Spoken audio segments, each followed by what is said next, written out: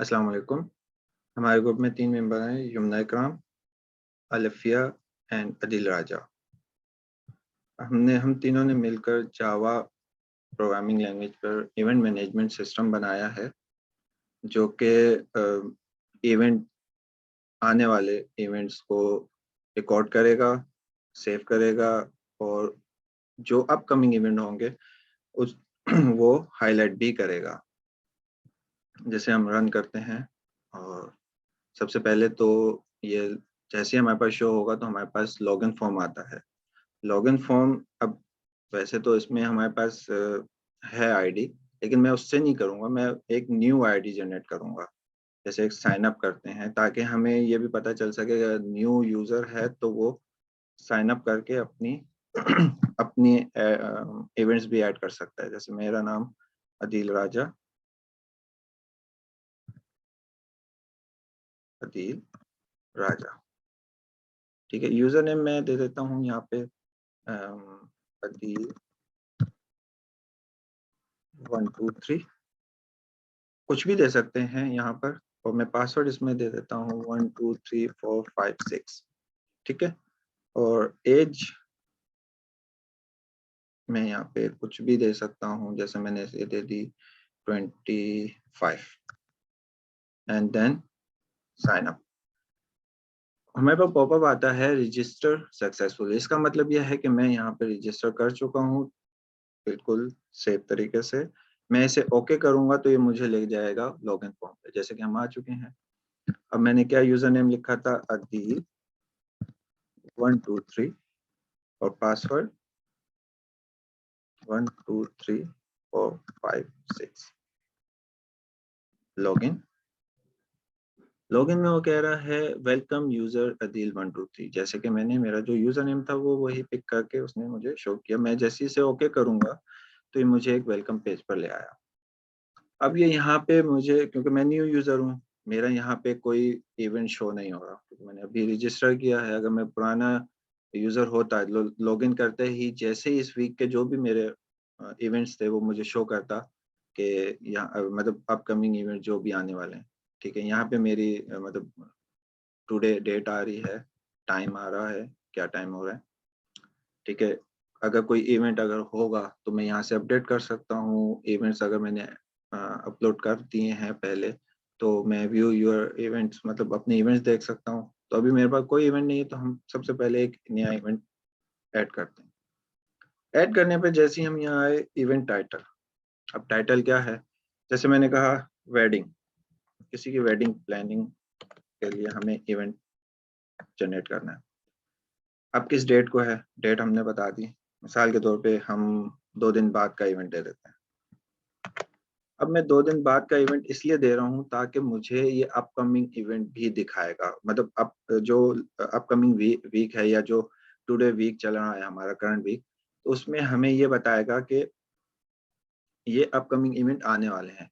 या एक काम करते हैं, हम एक नेक्स्ट वीक का पहले अपलोड करते हैं जो कि हमें शो नहीं होगा क्योंकि इस वीक का हमें शो करवाना है, ठीक है। जैसे नेक्स्ट वीक का हमने कहा 28 मार्च का हमने एक इवेंट जनरेट किया, ठीक है। टाइम हम इसमें कुछ भी दे सकते हैं। हमने कहा ये शाम 7 बजे का इवेंट है। टाइम मिनट्स हार्स, ठीक है। और देन AM PM। और डिस्क्रिप्शन मैंने कह दिया ये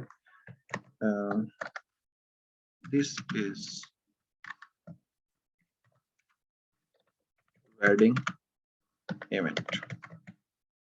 देन मैं अब ये कलर्स का इवेंट कलर का मतलब ये है कि हमें वो हाईलाइट करेगा कि मतलब वो अगर मैं जैसे वेडिंग है तो वेडिंग को मैं एक रेड कलर दे देता हूँ, ऑरेंज किसी पार्टी बर्थडे पार्टी वगैरह, इस तरीके से हमने इनको सिर्फ ये कलर मेंशन किए थे, ठीक है। तो हम फिलहाल इसको रेड मतलब वेडिंग को हम रेड कर देते हैं। देन हमने इसको क्रिएट इवेंट कर दिया। इवेंट जैसे कि आपको नजर आता है स्क्रीन पर, इवेंट क्रिएटेड सक्सेसफुली, ठीक है। जैसे मैं इसे ओके करूंगा तो ये मुझे उसी मेन पेज पर ले आएगा जो जहाँ पे मैं लॉगिन करके आया था। अब देखो हमने जैसे नेक्स्ट वीक का इवेंट ऐड किया तो हमारे पास इवेंट टेबल में कोई मतलब कोई इवेंट यूज मतलब शो नहीं कर रहा। क्यों शो नहीं कर रहा? क्योंकि यहाँ पे मुझे वही इवेंट दिखाएगा जो इस वीक में मैंने परफॉर्म कर रहे हैं। ठीक है, अब वो कैसे होगा? जैसे मतलब मेरे इवेंट आने वाले हैं तो मुझे वो अपकमिंग इवेंट दिखाएगा, और जो नेक्स्ट वीक के होंगे वो जैसी वीक मेरा स्टार्ट होगा वो यहाँ पर आएंगे। लेकिन अगर मुझे वो देखने हैं तो मैं यहाँ से व्यू योर इवेंट करूंगा, तो मेरे पास यहाँ पे देखें जो मैंने अभी इवेंट ऐड किया वो यहाँ पे शो हो रहा है। ठीक है, तो इसका मतलब ये है कि हमारे पास रिकॉर्ड में है लेकिन वो वहाँ शो नहीं होगा, क्योंकि यहाँ हमें वो इवेंट शो करवा रहा है जो लाजमी है, मतलब लाजमी से मुराद प्रायोरिटी जिनकी जरूरी है। अब हम यहाँ पर आते हैं, हमने कहा क्रिएट इवेंट, और अब हम पार्टी के नाम से एक इवेंट ऐड करेंगे। ठीक है, और इसकी हम प्रायोरिटी हम ये रख रहे हैं कि हमें वो इस टेबल पे नजर आए, तो हमने कहा हम इसी वीक का एक इवेंट ऐड करेंगे, जैसे कि मार 17 कर देते हैं। डेट दे दी हमने, टाइम वाइम कुछ भी दे सकते हैं, हमने PM कर दिया। अच्छा, डिस्क्रिप्शन में कहा इस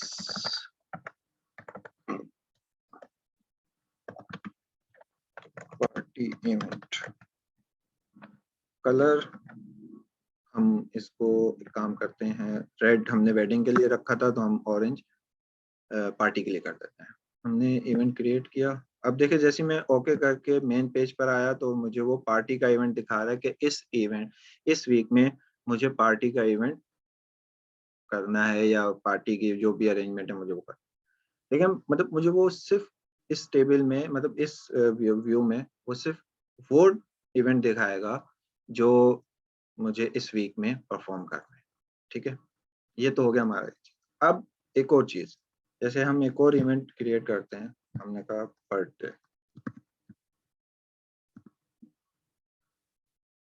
बर्थडे इवेंट, हमने कहा मार्च, आज डेट है हमारे पास 15,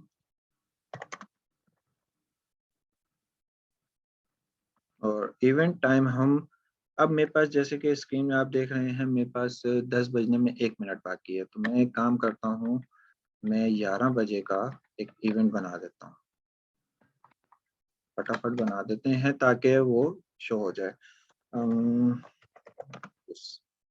ठीक है, मैं इसे फौरन से क्रिएट कर देता हूँ। ओ, नहीं हो सका। ये 11 तो बज चुके हैं, हम एक काम करते हैं, एक नया इवेंट जनरेट करते हैं, क्योंकि बिकॉज मुझे ये दिखाना था कि जैसे ही हमारा इवेंट का टाइम जैसे ही आएगा तो मेरा सॉफ्टवेयर, मेरी एप्लीकेशन वो टाइम से पॉपअप से मुझे रिमाइंडर करवाएगी। जैसे हम एक और करते हैं,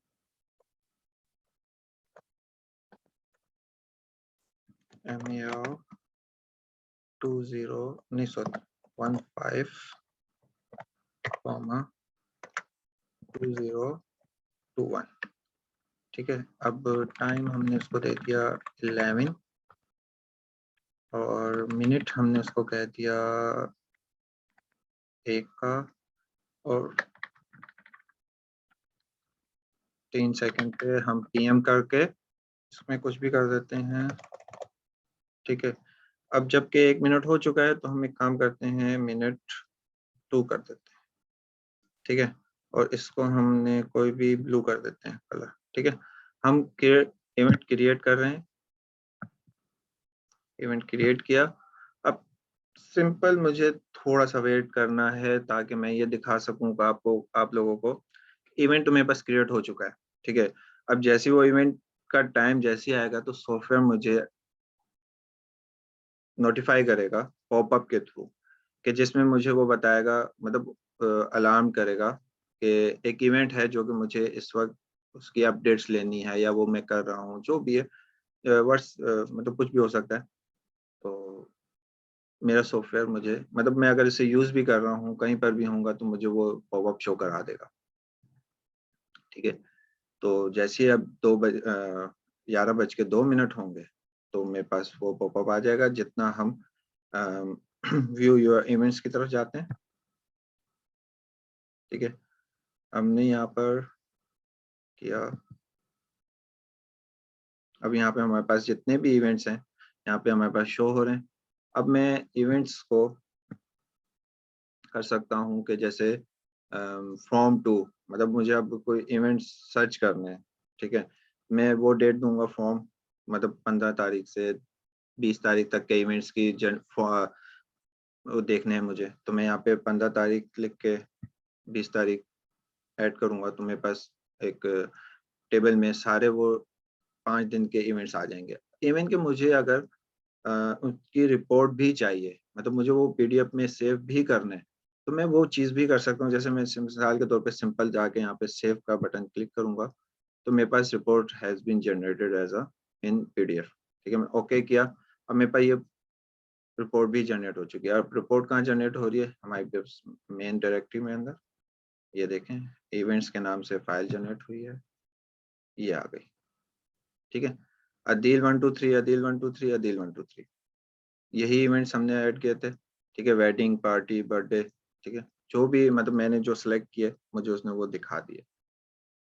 जो भी डिस्क्रिप्शन थी सबकी सेम उसके सामने लिखी हुई आ रही, ठीक है, किस टाइम पर इवेंट, किस डेट पर, डेट के साथ टाइम, इवेंट के जितनी डिटेल हमने इंसर्ट की अपने सॉफ्टवेयर में, अपनी एप्लीकेशन में, सारी उसने हमें दिखाई, ठीक है। देन वापस आते हैं हम अपने सॉफ्टवेयर की तरफ, बैक जाते हैं, ठीक है। अब कोई इवेंट मिसाल के तौर पे मुझे अपडेट करना है, जैसे किसी की डेट आगे पीछे हो जाती है, ठीक है, मैं उस पर उसको अपडेट करने के लिए जाते हैं, ठीक है। अब यहाँ पर मुझे जैसे मिसाल के तौर पे ये पार्टी हमने की थी, पहला मतलब पहला वेडिंग का था, ठीक है। अब हम इसकी डेट चेंज कर देते हैं,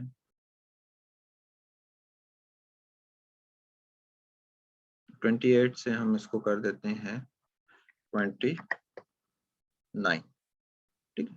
मिसाल के तौर पे जैसे हमारे पास ये मतलब किस तरीके से काम कर रहा है, हमने इसको जैसे ओके किया, ये यहाँ पे हमें लेकर आया कि मतलब इसमें क्या डिटेल है, क्या मतलब कुछ और करना है नहीं करना, तो वो देखें जितना भी मैंने उस पर क्लिक किया था वो सारी डिटेल उठा के ले आया हमारे पास, वेडिंग की किस तारीख को होना है वगैरह वगैरह। तो मैंने यहाँ पर इसकी तारीख डेट 29 की और अपडेट इवेंट कर दिया सक्सेसफुली। तो यहाँ पर अगर हम देखें दोबारा जाकर, जैसे बैक जाते हैं तो यहाँ पर देखें हमारे पास डेट वो चेंज कर चुका है, view your events and wedding, wedding में यहाँ पे हमारे पास डेट शो करेगा, ये देखें 29 हो गई, ठीक है। मतलब कि हमारे पास जैसे एक डेट आगे पीछे हो ही जाती हैं इवेंट्स वगैरह की, तो ये चीज़ भी है कि अगर हमने कुछ कुछ मतलब एक पिछली डेट का था तो कुछ आगे करना है, पीछे करना है, जल्दी करना है, ये सारी चीजें भी हो जाती हैं, ठीक है। अब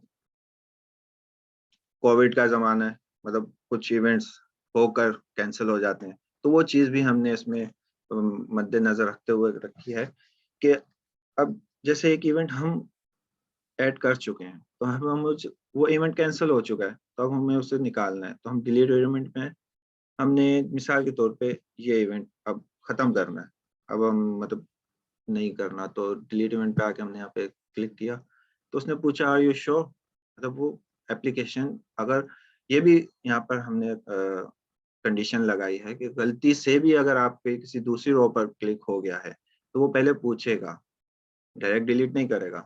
तो इस मतलब अब वो पूछ रहा है कि यही रो डिलीट करनी है, मैं इसको नो कर देता हूँ, तो उसने डिलीट नहीं किया, ठीक है।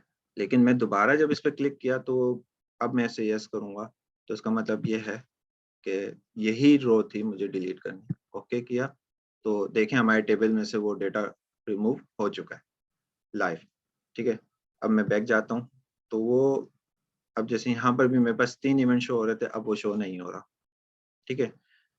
देन अब मेरा काम सारा हो चुका, तो मैं अगर इससे जैसे लॉग आउट करूंगा, मैं लॉग आउट करके इस एप्लीकेशन को बंद कर सकता हूँ। अब दोबारा मुझे साइन अप करने की ज़रूरत नहीं है क्योंकि मैं एक बार साइन अप कर चुका हूँ, तो दोबारा मुझे अपनी आईडी लिखनी है, जैसे नेक्स्ट टाइम मैं आता हूँ 1 2 3 और पासवर्ड दूंगा 1 2 3 4 5 6 एंड देन लॉगिन।